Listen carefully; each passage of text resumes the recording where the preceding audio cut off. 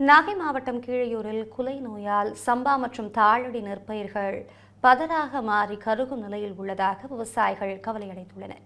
கூடுதல் தகவல்களை செய்தியாளர் பார்த்திபன் வழங்க கேட்கலாம். பார்த்திபன், முழு விவரம் என விரிவாக வழங்கலாம்.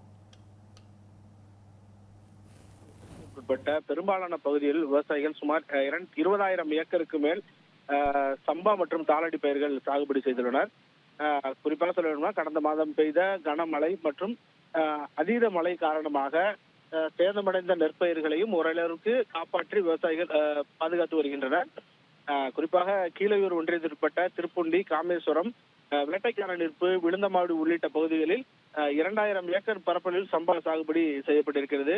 நேரடி விதைப்பு முறையில் விவசாயம் செய்யப்பட்டுள்ள இந்த பகுதியில் மானாவாரி பகுதி என்றே சொல்ல வேண்டும். குறிப்பாக மழை பொழிவு இருந்தால் மட்டுமே இந்த பகுதியில் விவசாயம் செழிக்கக்கூடிய ஒரு சூழ்நிலை இருந்து வந்தது.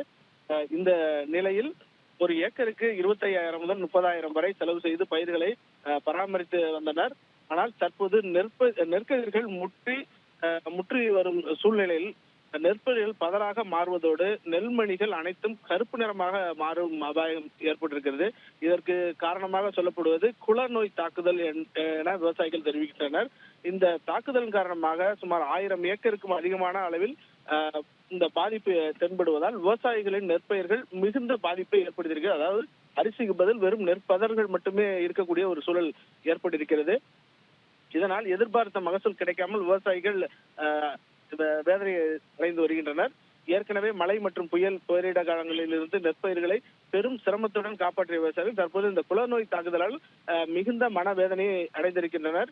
எனவே வேளாண் துறையினர் உடனடியாக பாதிக்கப்பட்ட பகுதியில் ஆய்வு மேற்கொண்டு நோய் கட்டுப்பாட்டிற்கான நடவடிக்கைகளை எடுக்க வேண்டும்.